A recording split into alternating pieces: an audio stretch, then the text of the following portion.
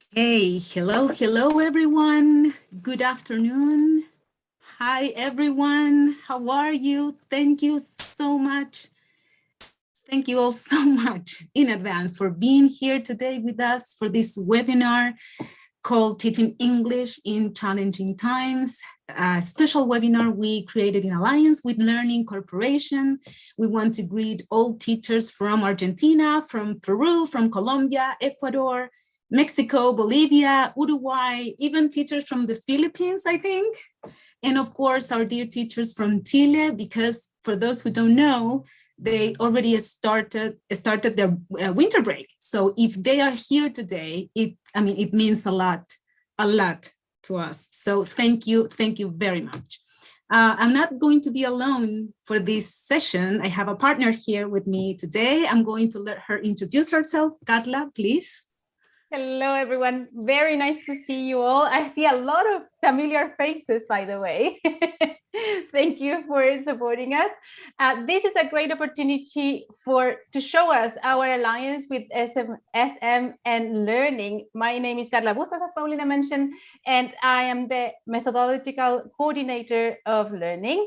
And we are here to give you some ideas on this challenging time, as the name says. Right, so Paulina is going to go ahead and continue with the workshop.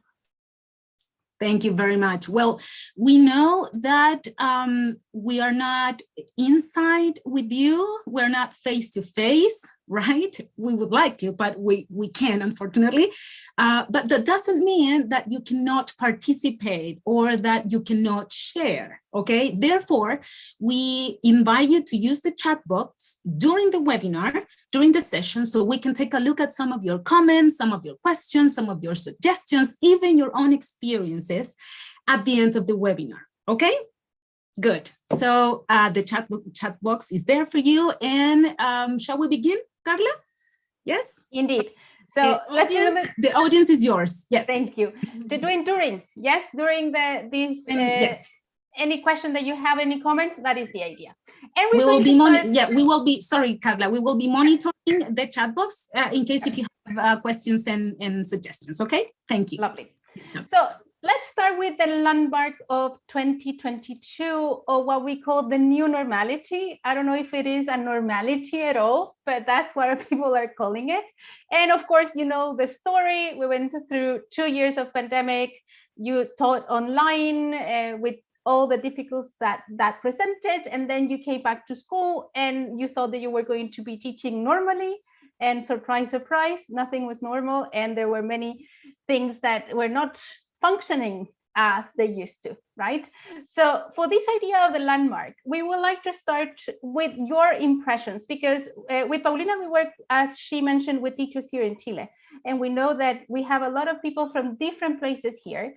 And we would love you to go to this Menti and give us an idea on what are the challenges that you had faced. You can go ahead and go to menti.com and go to that code 47787252, or click on the link that I put on the chat and give us your impressions on what are the challenges that you have faced, right, during this 2022 and our new normality. Let me know, please, if you if you're able to write. It should appear here in the screen if you are giving me some ideas. If you're giving your ideas. Lack of motivation, we have one. Lack of motivation, yes.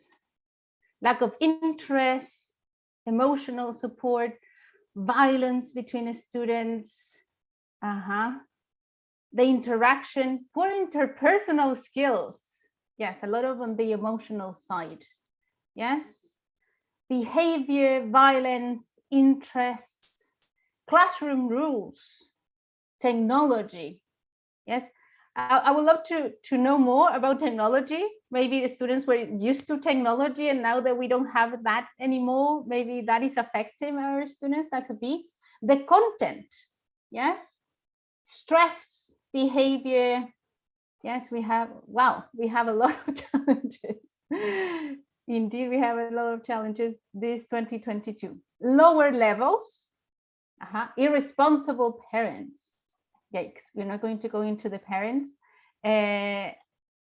because that is another story. Yes, here is the link for the Menti if you haven't been able to go ahead and give your opinion. I'm going to give you 1 more minute. This is very nice. Lots of students with special needs. Yes, the neurodiversity, I think, I don't know if it is like higher rated right now, but I don't know if you have been to TikTok lately. Like everyone is diagnosing people with neurodiversity in TikTok nowadays. Everyone is neurodiverse. No one is in the normality like anymore, because everyone is doing that. Content gaps. Thank you very much. Yes, emotional skills, behavior, lack of knowledge, parents, rules, emotions, emotional anxiety, stress. Okay, I'm going to keep this. We have to advance because I'm very excited about all your answers. And we're going to show you what we have seen that I think matches a lot of what you have been looking at. Yes, we're going to give that Menti and we're going to show it to you at the end of this session. Okay, so what we have seen is a little bit of what you have told us. Unschooling, yes, and what unschooling brings. Violence, not following the rules, a little bit of the parents as well not being involved with the schooling of the students, so on and so forth. Low and mixed level classes, of course, because of the gap there was during this pandemic, and assessment challenges, right? Not all of you mentioned it because maybe you were focused on the idea of the everyday class, but a lot of teachers mentioned that when they went and did an assessment like they did it before, students were really failing on it because they were used to doing it online, like Google Forms, parent next to them. And when they faced a real test, they were not able to do it because, again, this gap and all the things that we have been talking about. So we're going to go in here with these ideas on how to tackle these 3 elements of unschooling, low and mixed level classes, and assessment challenges. The first idea is going to be related to unschooling, of course, as we mentioned. And we have this lovely framework of the process of classroom management. And I would like you to check this bigger element here. And the theory tells us that when it comes to classroom management, prevention is key, not the response, right? And we have several elements that we need to look at. Organizing the physical design of the class. And in here is going to be quite tricky because I know that we're still having COVID restrictions in terms of how to seat the students or how to move classes around. But the more you can organize your physical design, the better. And of course, how you move around the class, how you are monitoring your students, that is going to be key for the prevention of any classroom disruptions, right? Because we're going to see that we have classroom disruptions. Then the idea of establishing rules and routines for our students. The unschooling process is that they're not used to the rules of the school. The more you repeat, the more you enforce these rules and routines, the more your students are going to be prepared for this. The other day, I was in a neurodiversion workshop, and a professional was telling us that according to science, our second graders were our kindergartens, right? Because that is a 2-year gap in our development. And actually adulthood was projected at 22. Now it's projected at 30. So I don't know if you have like sons, daughters, partners there below the age of 30 or yourself, but we are having this gap in our development, right? So the physical design and the rules are going to be very, very important for this prevention. Next one is developing relationships, right? We all know that the social-emotional elements of the classes have been very affected. Unfortunately, we teach English, and sometimes our students don't understand English that in a way that they can express their feelings, but it is important to have it in mind that developing relationship is another important part of prevention. And finally, we have the idea of implementing an engaging instruction. Yes, we know that we're not clowns, we're not entertainers, but yes, we should have this idea of motivating and engaging our students in order for them not to get bored, although their boredom levels are not in the way they used to be. They get bored with everything these days. But the idea of providing a structured, engaging instruction is going to be important. So I have some comments here that fifth graders too. Yes, some of them are not reading or writing, even in fourth grade or fifth grade, right? So we know that we have to take it step by step, and we're going to address it in a way. And then we have, as a minimal idea, how do I respond to this disruption that is happening in my class, right? And in this case, well, the theory tells us, and the practice that I have seen also, is that not to get involved is, not to get entangled with the student is the best solution. Yes, just to leave it, because what we have seen is that if you engage the student, it's going to be a waste of the time that you have for your lesson, especially in English when we have little time to develop our ideas. So in general, the response is always better to have it as a prevention. And if you do have something, it is to deal it outside the classroom or later and not inside the classroom. Yes. We're going to go a little bit onto this idea of the rules of the classroom. As I mentioned before, the idea of organizing your space is going to depend on your COVID restriction, but the more that you can do. But in terms of the rules of the classroom, the idea is that we can have these in mind. They should be agreed with the students. Yes, students should know why we're asking them to do this. Yes, actually, some people are not calling them rules. They're calling them agreements, classroom agreements. There is something that is agreed with the teacher because it's good for what you're going to be doing and for the environment we want to create. Yes, in general, they are created in positive sentences. Instead of saying, don't use cell phones, it should be use cell phones for pedagogical practices. Actually, asking your students not to use their cell phone is going to be quite difficult. So instead, we can put it in that they can use it for Googling something or for using a dictionary or finding information, right? If you're working with very young learners, the idea is also that they can understand it. We can eat in the break instead of don't eat in the classroom, right? Because in that way, they're going to get why is it important to have this idea in the classroom. I like the idea to show them in picture at the beginning of the class, especially with young learners. It could be in writing for older learners.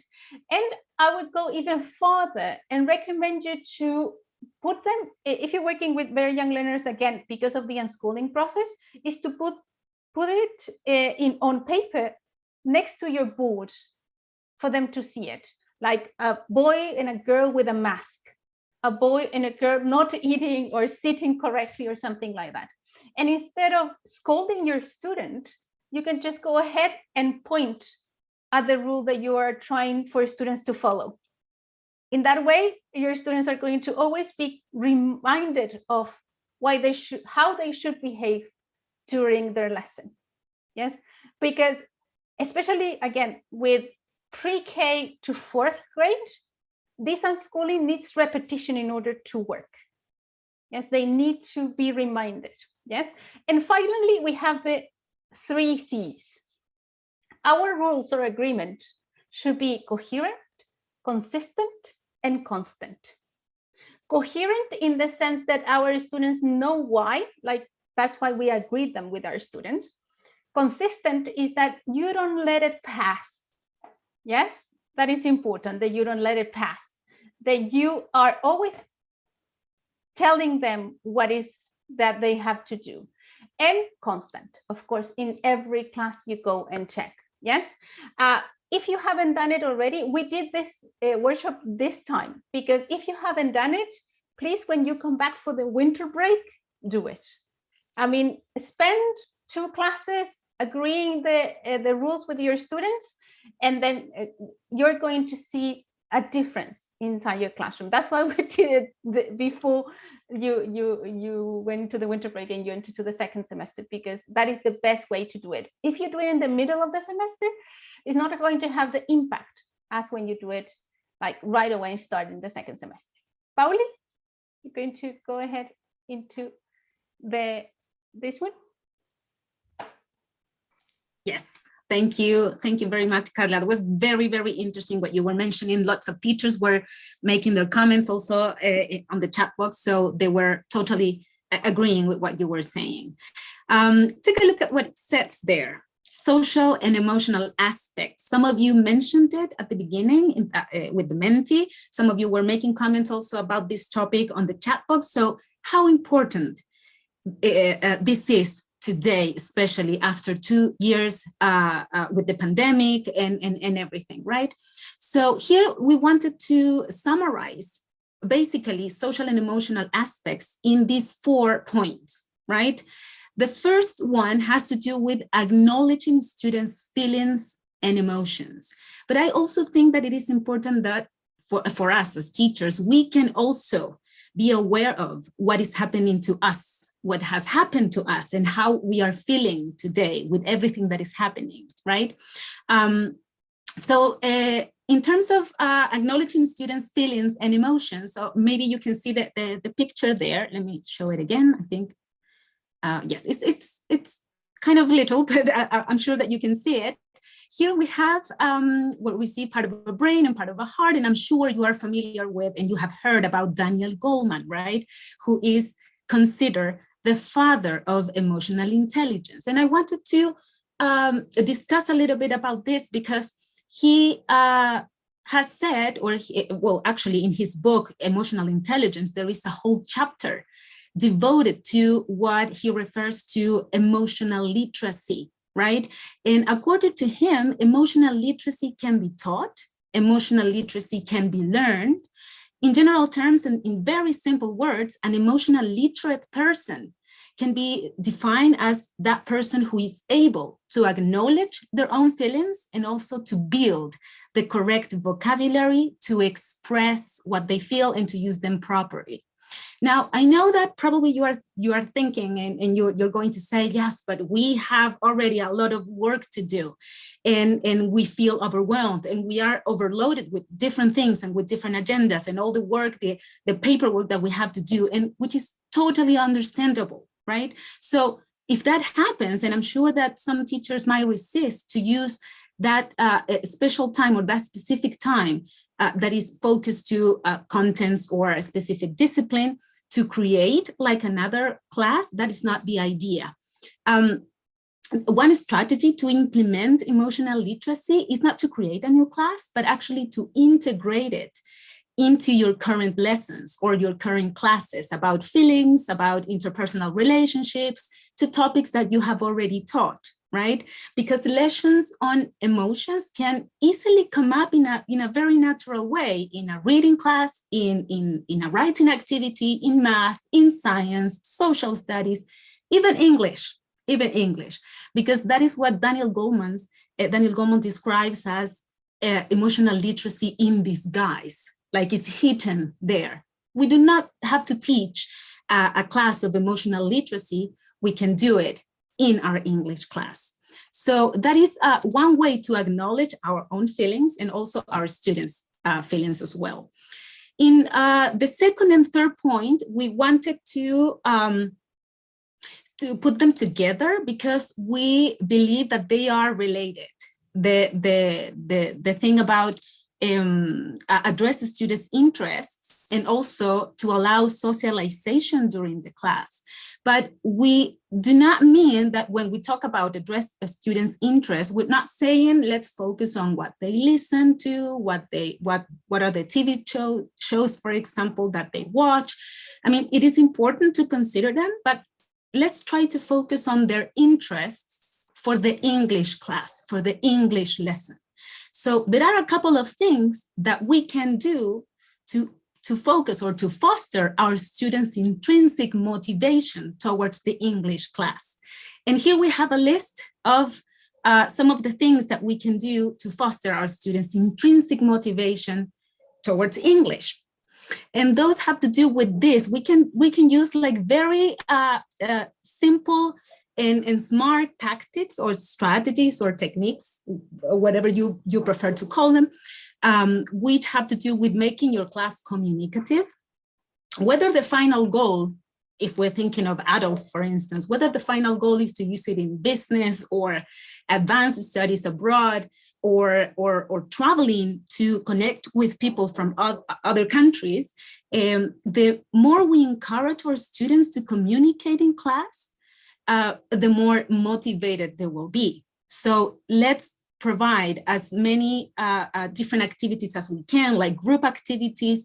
Even if it's possible, use the seating in your classrooms to your advantage. Try to ditch the traditional rows or columns if it's possible, of course, if you can do it, if you're allowed to do it, right? Use flipped classroom, not just for students to do things outside the class, but also in the class, allowing them to have more student talking time, right? Because when you think that everything is failing and you are running out of ideas, try to keep your classes communicative by minimizing your teacher talking time, because the less you talk, the more your students will be talking and they will be putting what you taught them, their language, knowledge to work, okay? Make English practical also. Think about what you feel and what you think. You don't like doing things that are pointless. You like doing things that have a purpose, that are meaningful, right? So use Realia whenever it's possible, every time you can. Even with older students, believe it or not, it works. They really like it and they get really, really motivated when you're using Realia with them. Project-based learning is an excellent way to keep things focused on reality, because as we are giving students a problem, like a real life problem, we ask them to solve them. We're actually asking our students to solve a problem. And with project-based learning, we can't do that, right? Because they have to go through the series of steps to come to a solution for that problem. Another thing that could work is that I think that Carla mentioned it. Make your class fun. That it doesn't mean that you have to make your class like a circus, right? But when students are having a good time, there will be definitely more engaged in learning. If it's possible, also use social media in class. Like try having your students to write posts on Facebook, on Instagram, on Twitter, or create a blog for your students to make comments for the classmates, or even for other people that they can interact with, people from other countries also. Also with depending on the level of your students, invite pop culture to the class, bring pop culture to the class, because students enjoy music, enjoy movies, magazines, specific books they really like to read, and also gamify your lessons. Carla will be discussing further on about gamification and gamifying your lessons. Another thing that it is important has to do with, and also addressing the students' interest and allowing socialization, has to do with forging also relationship with your students. Support your students whenever you think you have to do it. Try to support them before you motivate them. Let your students know that you care about them. Encourage also expressions of culture in the classroom, especially respect.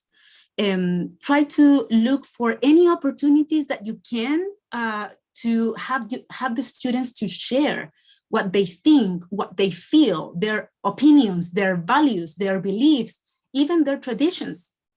Consider them also for your English lesson. Take time, if it's possible, to relate on a personal level with your students, get involved with them, yes. Ask them how their weekend went. If you know, for instance, that a family member was sick, ask them about them, get involved with them in an emotional level as well. For some teachers, well, not all the teachers, but some teachers might think that you're wasting like valuable class time with these kind of conversations, but the bonds that you can make with your students in those minutes, like no more than 5 minutes, are the foundations for successful, relationship with your students. And also provide feedback as much as you can. Always consider feedback, but very carefully. The right quantity, the right quality of feedback is important also for those relationships. Of course, it is important to give positive feedback, but it's also important to give or to provide criticism as well in a respectful way, but consider also make criticism in a good way, in a positive way. And you know that you have to also foster peer feedback, self-evaluation, etc., right? And the last aspect has to do with dealing with behavioral issues. And again, you mentioned it at the beginning, you are mentioning it in the chat box. This has been also something very challenging for everyone, dealing with behavioral issues. We don't have the perfect recipe for this, but we believe that the first thing that we need to be aware of is the source or the causes for that challenging behavior in children or in students in general, because that might be the way in which we're going to know how to deal with it. So what are some of the, let me see if I can show you here, what are some of the possible causes for behavioral issues? Let me see if you can see it there. Yes, there we have them. First of all, be on the lookout, for instance, if there are health problems with our students, maybe they have a medical condition that might be causing a challenging behavior, right? Maybe they are experiencing pain or discomfort, or something is happening in a medical level, right, that is causing that behavior.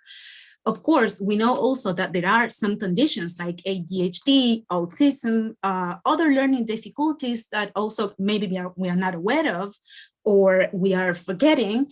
So try to go back to them in order to try to identify what is the cause of that challenging behavior in order to know how to address it as well. Also, ask if it's possible, as parents or your colleagues or the coordinators or principals, the people at the institution you work at. Ask, for instance, if students have been through a big change, for instance, if they move from one school to another, if their parents got divorced, they are separated, or maybe if someone from their families has passed away. That could be another cause of challenging behavior. Again, or another one has to do with repetition or with imitation. Sometimes children and students in general think that acting out, right, it's the way they get what they want and they do it anyways, right? So maybe that could be another possible cause. If you can also get information of what is happening at home, for instance, maybe they have a poor home environment, they hear and they see constant arguing, and people shout a lot at home. So maybe they think and they believe that is the norm, but that is appropriate behavior. So they would repeat the same at school. Or if it's possible to get information as well in terms of parental issues, for example, drug misuse or I don't know, mental health problems, right? Take a look at the last 2 points here in terms of boredom, for instance. Sometimes challenging behavior may come from students who feel bored in the class when they are working, right? Because sometimes they struggle to stay on the right pathway, or they struggle to stay on track because they feel that what they are doing is pointless, or they are doing just because they have to, but not because they are really motivated to do it, because they know how to do it, right? And that might cause, right, that they get bored. So, or hence, challenging behavior in the classroom, disrupting others and disrupting your class, of course. And in terms of the routine, basically the routine at home, right? The lack of routine at home, probably if at home they go, I don't know, they go to bed late, for instance, or they don't get enough sleep, or they don't get sufficient support, or parents, maybe they don't set behavioral boundaries, right? So take a look at those aspects before addressing challenging behavior. Carla, go ahead. Alrighty, I'm going to be very quick because we're running out of time. And I'm going to go into the last element of class structure. And the idea is to have a clear routine. Sometimes we associate routine to younger learners, right? We ask them about the weather, we ask them about how they're feeling, and we ask them about the date, right? But the more you give routine to your student, even in the higher levels, are going to allow your students to know what is expected of them and to lower this anxiety. Right? So maybe you can ask your older students to provide a meme at the beginning of the class, right? Or to read a funny strip. And in that way, your students are going to know that every time that they enter the English class, that is going to be expected of them. Or they're going to have something fun that they can engage on. So for these clear routines, it's going to lower the anxiety, and it's going to be a little bit easier for them to go into the emotional side. And also your class structure. Yes, if we do pre, while, and post, or presentation, practice, production, or if we do task-based, it doesn't matter.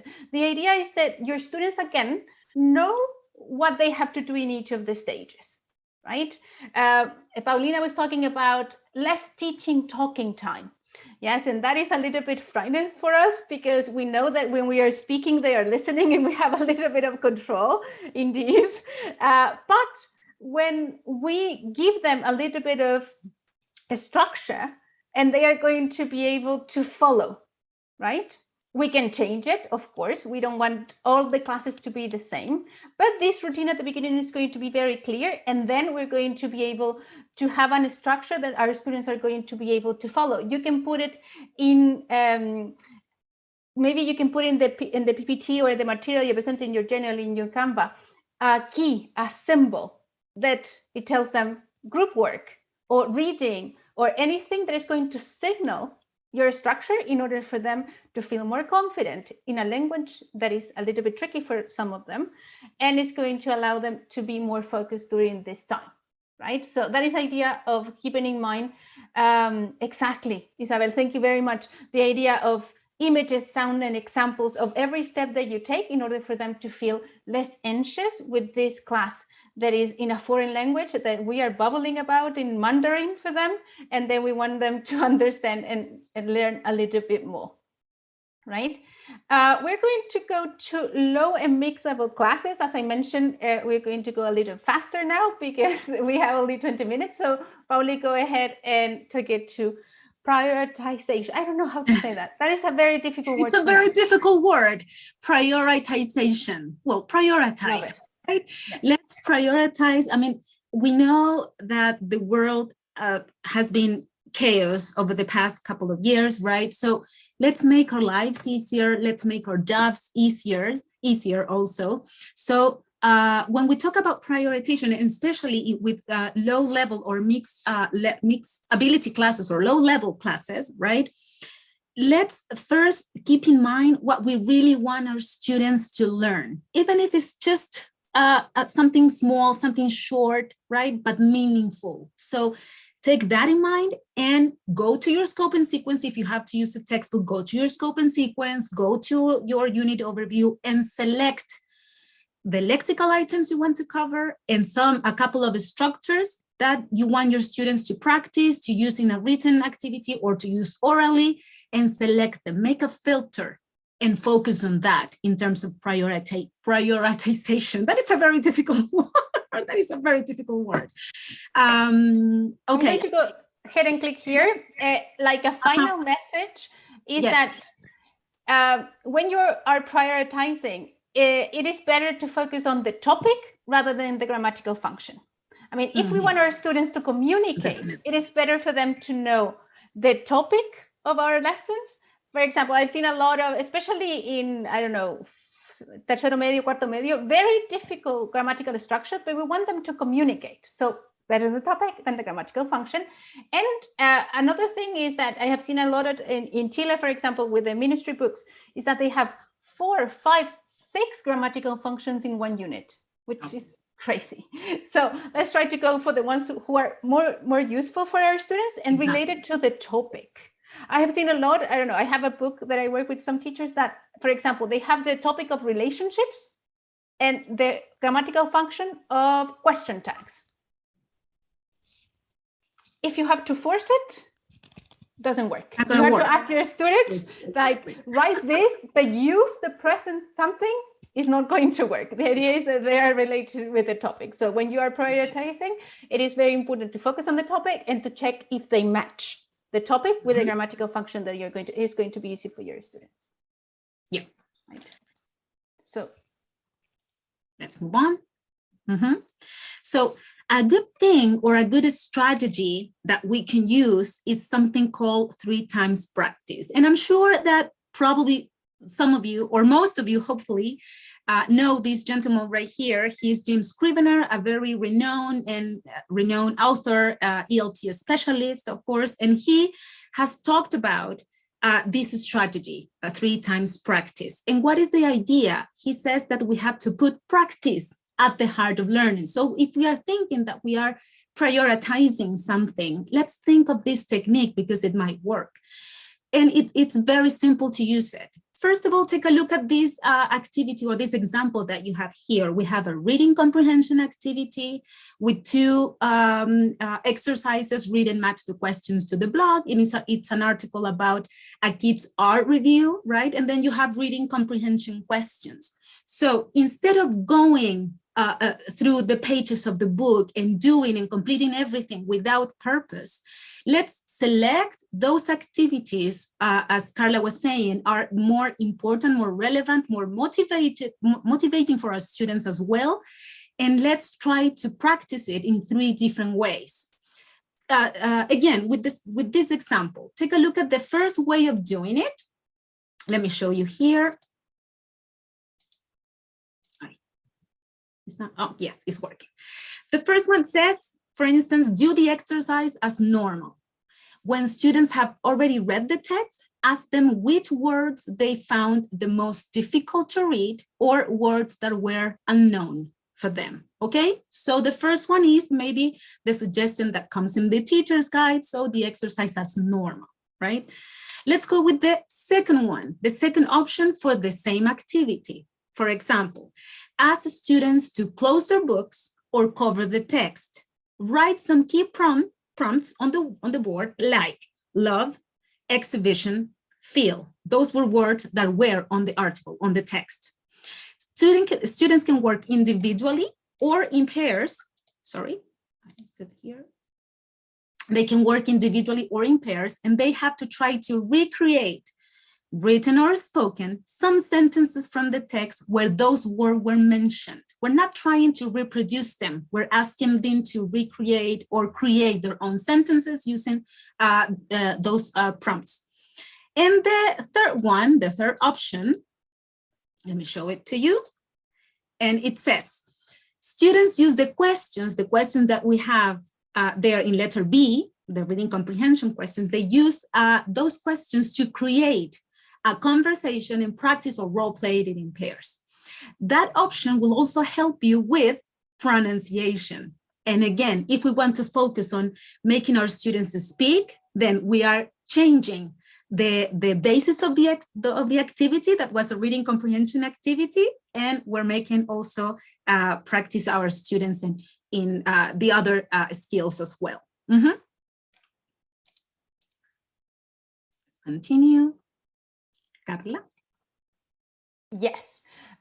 Differentiation sometimes is a word that we are afraid of because it's very related to special needs, and we always feel that we're going to be doing a lot of work, extra work, right?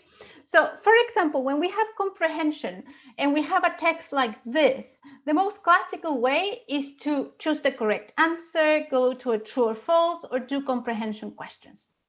For differentiation, when we're trying for our students to comprehend, it's not necessary that we change the questions or we provide with different questions, but we can do something different, like create a summary, yes, written or in drawings, a comic strip of the wider your option is for your students to show comprehension, the more differentiation you can do.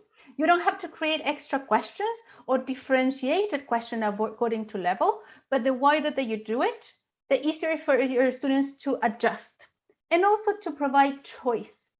For example, you can tell them, answer these questions, the ones that are in the book, or create 3 questions or draw a summary.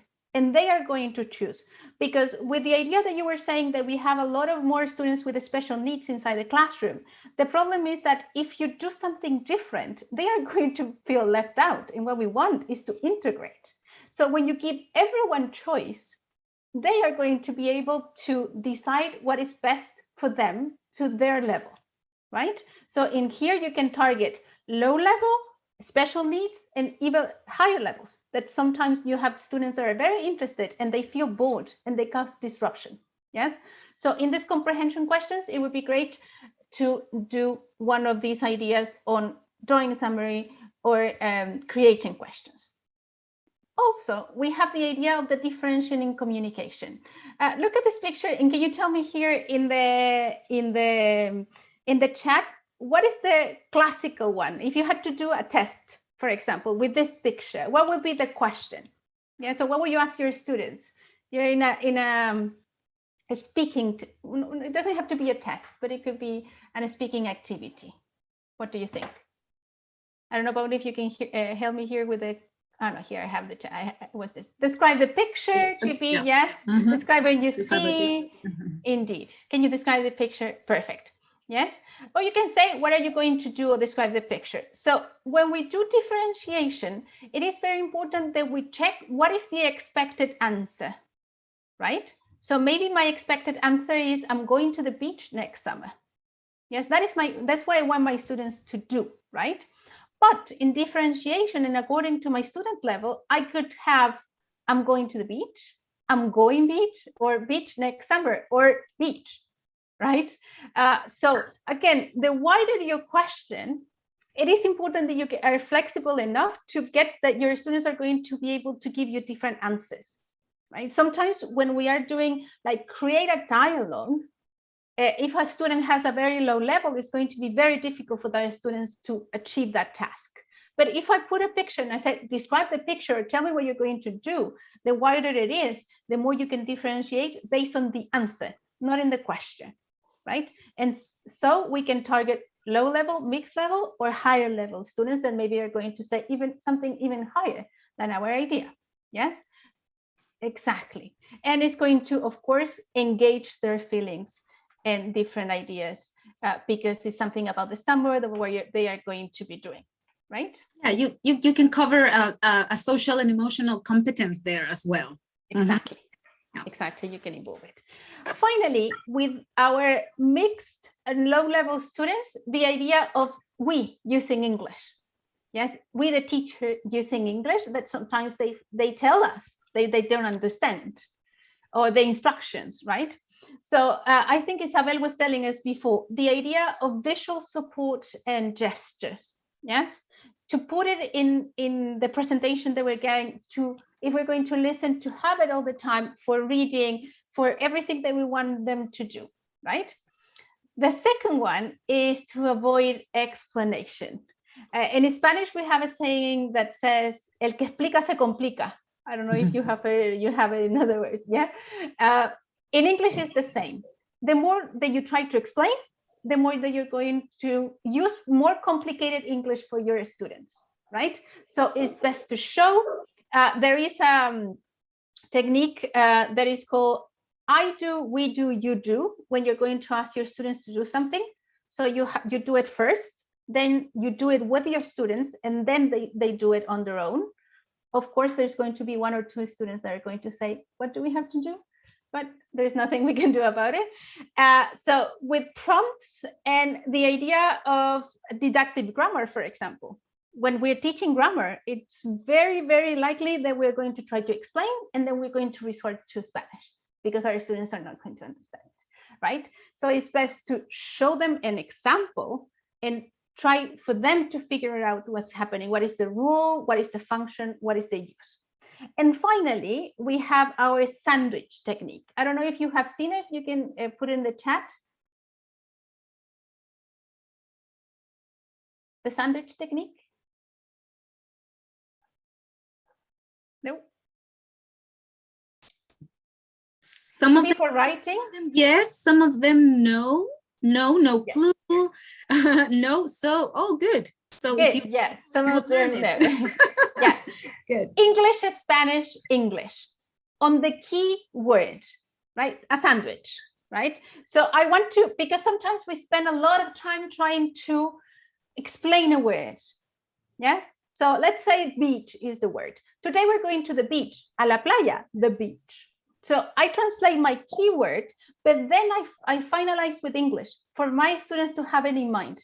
Yes, they understand it. I don't waste my time, but I can do it with keywords, not translating everything, but the idea is to translate keywords in order for them to understand it, but keep it in mind, because the last one is that what they are going to have in mind, right? That's the sandwich technique. So 2 techniques in this one. I do, we do, you do for instructions, and the sandwich technique for difficult words that are going to, we're not going to waste time, okay, for our students. Lovely. Let's continue for the last part that we have in our 10 minutes, probably. Yes, but I mean, but I think that, but we are there. We're good in time. Last but not least, very quickly share on the chat box how challenging has been this topic for you, assessment. How challenging has been for you?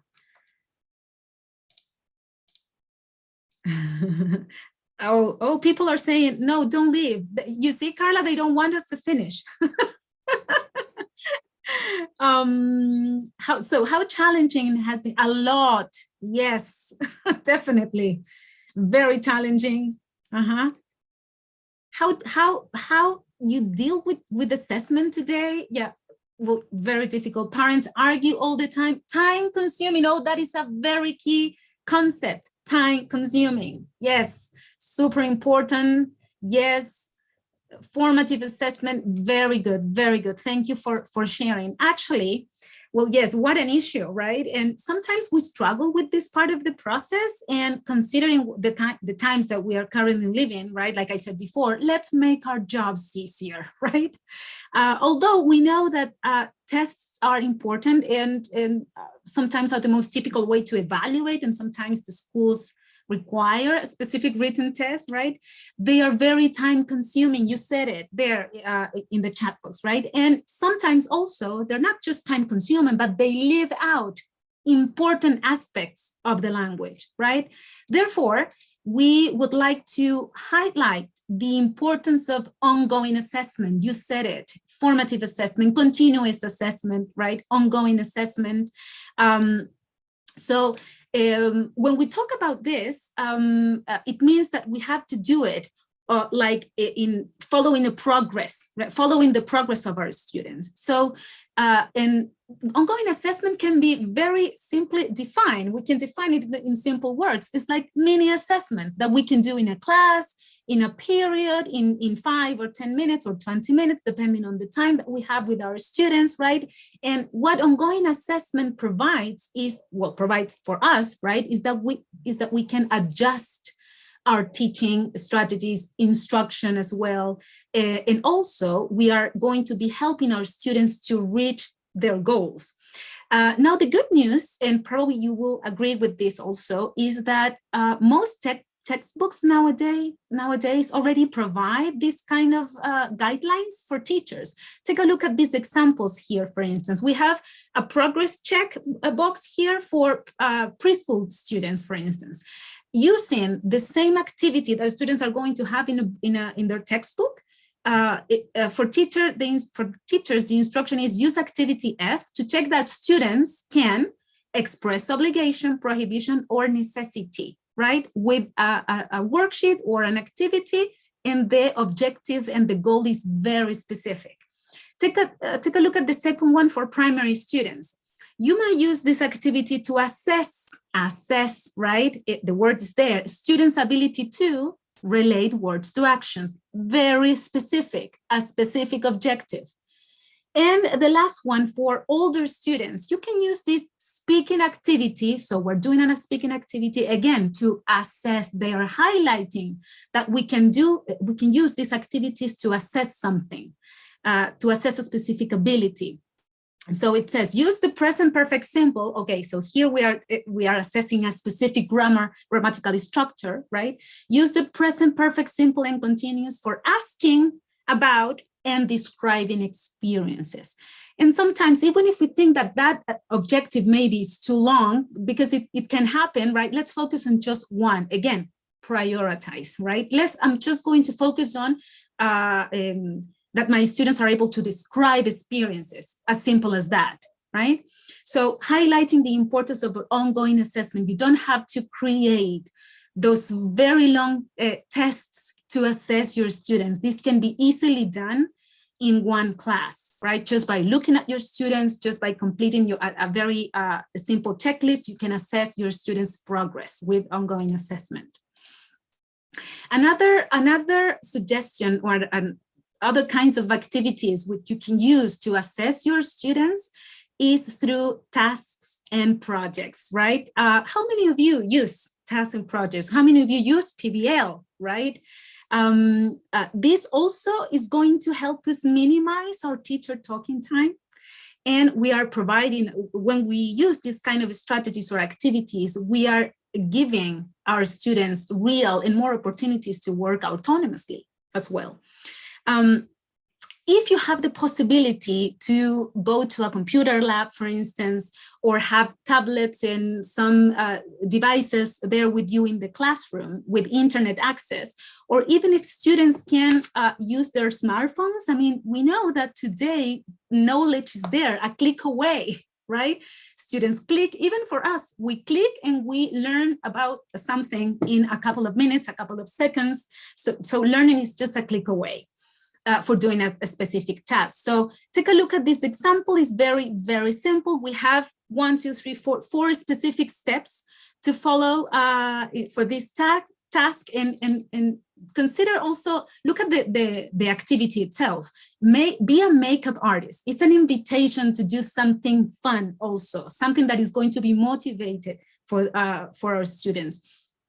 So click on the link, for instance, and they're going to, or that link is going to redirect students to read the article that is there, which is about applying makeup to an actor, for instance. Then it says that they have to research about their favorite movies and find pictures of characters with lots of makeup, then research the techniques. And at the end, what they have to do is present that photo to the rest of the students, to their classmates, and describe the techniques that were used there, right? Apply, considering the content, but doing a specific task that also is focusing on oral fluency and oral production, right? With the use of technology as well, and doing a specific task that can be done in one class.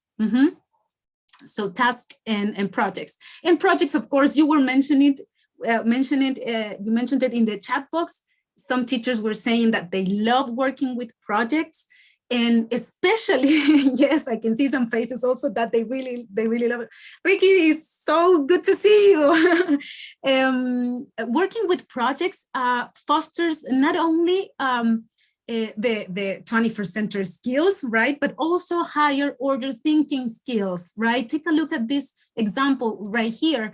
It says, I don't know if you can see it, but it says evaluate, right? Analyze, evaluate, research, prepare something. So we are combining two things, the linguistic part of the language, right, of English, and also we are developing higher order thinking skill as well. So we're making our students work collaboratively as well.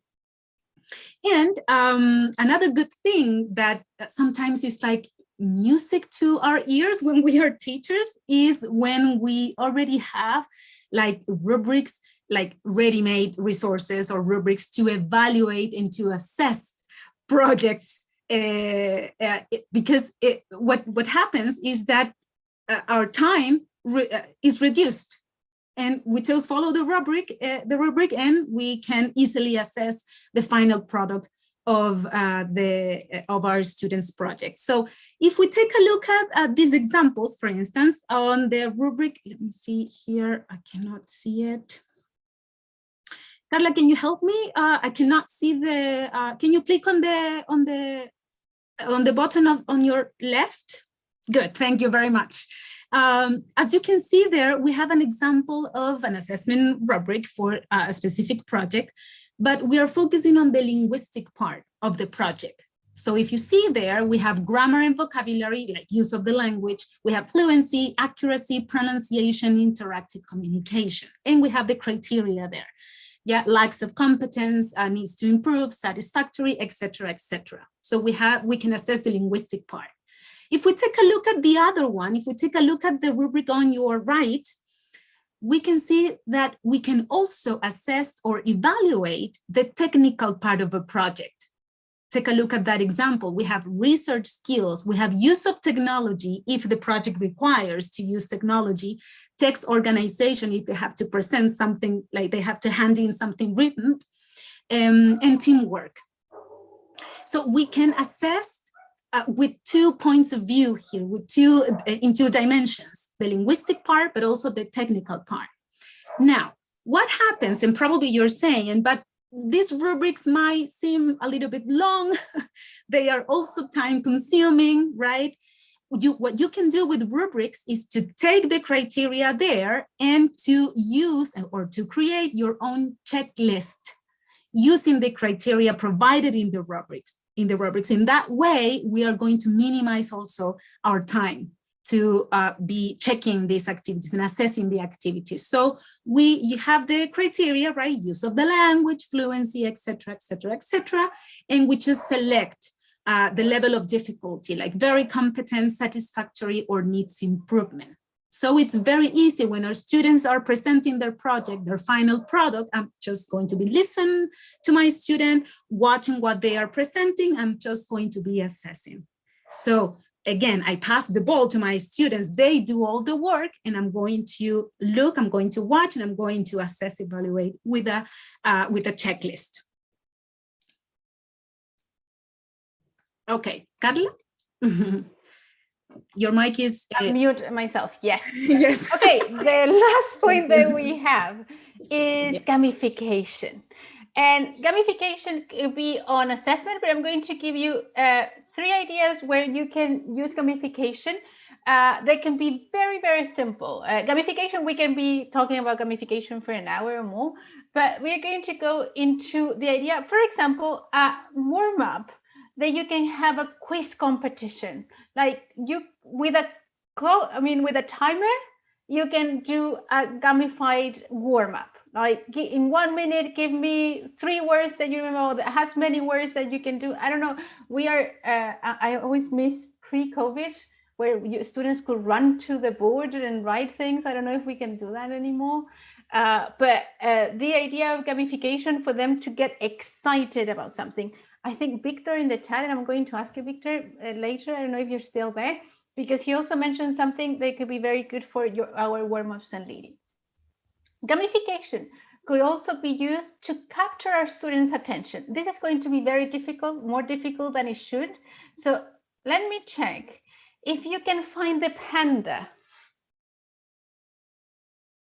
If someone can do it, I'm going to give you a prize or something, because that image is very small. So I don't know if can I play, Carla? Can I participate? Of course. Oh, yes. Yeah, of course, go ahead.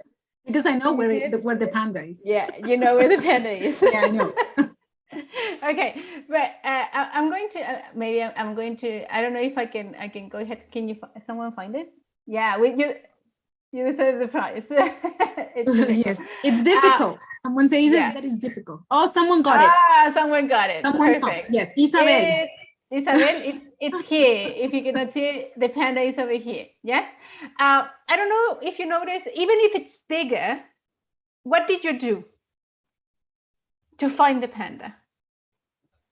You lean forward and you try to do it.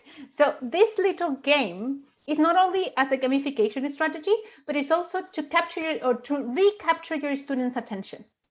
Right, sometimes our activities are too long and we cannot do like 5 or 10 activities in one class, but you can split one with this. So it's going to be a game, but it's going to allow your students to refocus. And it's also very, very good for students that have special educational needs like ADHD, autism, and a lot of them that struggle with attention. So in your material, like in the presentation, one slide you put this and you're going to get your attention back.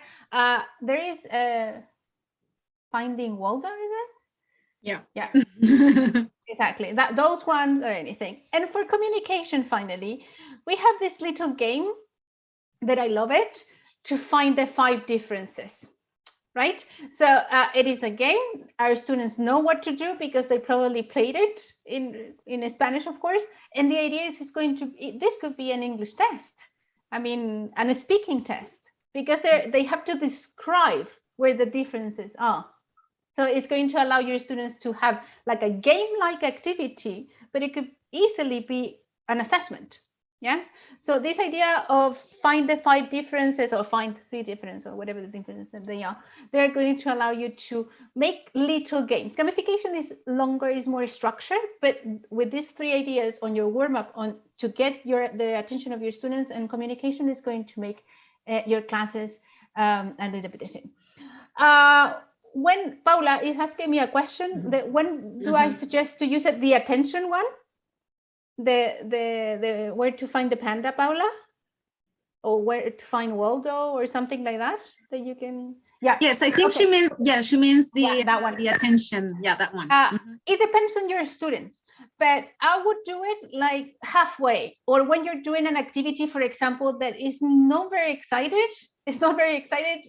After that activity, when you see, I personally would have that like in my pocket. So every time our students are getting a little bit disruptive or they get a little bit hectic, I will have it there. Or when there is an activity that is not that engaging, but I have to do it because it's important for the test that the school is asking me to do or something like that, I will put it after that activity. Or when you are transitioning from one activity to another. Change the pace of your lesson too. Exactly. Yes. And again, that is something that follows well with the routine. Yes. You can have it as a routine, or you can have it something that is unexpected during the class. Like, when are you going to put the Find Waldo in your class, so your students are going to be expecting that activity from you, right? All righty. Yes, we came to finish a little bit later. I'm sorry about that. But instead of questions, I don't know if you do have a question. Of course, you can ask us. But we wanted to do a different dynamic. We would like to know if there is any technique that you have used we haven't mentioned that has worked for you, especially on the idea of unschooling, low or mixed level classes, and assessment. So I don't know if you would like to. I'm going to stop sharing. I don't know if you have something that you would like and to. Also, yeah, and also, Carla, we wanted to wrap the webinar up with also your thoughts, your suggestions as well. And if there is someone in the audience who really wants to share a very good experience that you have during the pandemic, something that really worked for you and that was very meaningful for you and for your students, and if you want to share it, please, you're more than welcome to do it. Indeed. Fernanda is saying that Kahoot, Kahoot. Students love it yes, so much. Students love it, definitely. Yes, and that is the idea. Kahoot, Wordwall, there is another one that I forgot the name. Quizzes? Yes, quizzes.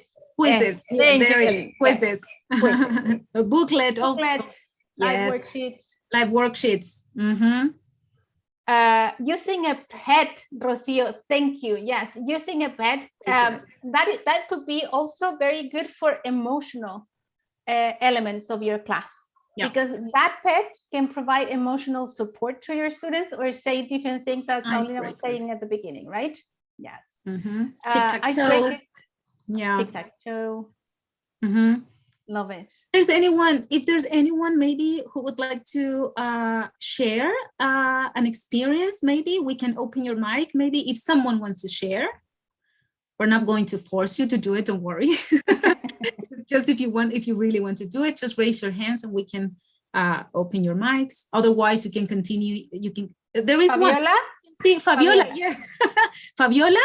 Okay. There you are. Yes, there you are. Hi. Fabiola, welcome. Thank you so much for everything that you have shared. I really appreciate it as a teacher. Well, mostly I'm working with online personalized lessons. Last year, kids mostly, and this year I work with adults and professionals mostly, you know. But what really works for me is like, for example, the randomizers. You know that at some point of the lesson, it doesn't matter if you're teaching kids or young learners or adults, but these randomizers where you can say, for example, create a sentence with, I don't know, what happened at a certain situation, what happened then, who did that, you know, this kind of randomizers, for example, I don't know, wheel or something, when they can be like the protagonists, and then you can help them or provide vocabulary. So I've learned, like you already said, and that is really true, that it works for all ages. Like, for example, this gamification, for example, for students to pay attention, or for students to, I don't know, try what they can do or what they know. So I really appreciate this knowledge that you have shared today, and that is my my insight. You know, like you already said in the chat, for example, word wall, even for adults, really it works. Right. Young learners, yes. Live worksheets, but be careful about the mistakes that some of them might have. But mostly they are really, really good material that you can also use in the classroom. I am not currently teaching at schools anymore for now, but I think it's almost the same, you know, the connection that you need to create with your students is really important to get their attention, right? Thank you for listening. Thank you for sharing. Thank you. Yeah. Yes, thank you. Okay, I think that we are already very late. Yeah. So thank you very much for joining us. This idea, this is the first probably of many ideas that we want to have as SM and Learning Corporation. Yes. Please follow us in our social medias because we're going to be sharing. I'm going to put it here there in the chat. So shares Learning Corporation and SM. There you go. There you go. Those are our social media. So follow us. We would love to share more with you. Yes, of course, Sergio, we can share the presentation, and this is going to be recorded. It's recorded. They can find it in the YouTube channel, in the SM channel, YouTube channel. They can find it there because we recorded the webinar, so you can revisit it there. And in case you forgot some of the ideas, it's going to be. And if you have any questions, don't hesitate to contact us through our social media. Thank you very much for being here again on your winter break, and continue enjoying and having more ideas for your classes. I'm sure your students are going to be very happy with the ideas that you're going to do. Thank you very much for joining us. Hope to see you soon. Take care. Bye. Bye-bye. Yes, enjoy your winter break. Go and have fun. I don't know. Yes. Okay.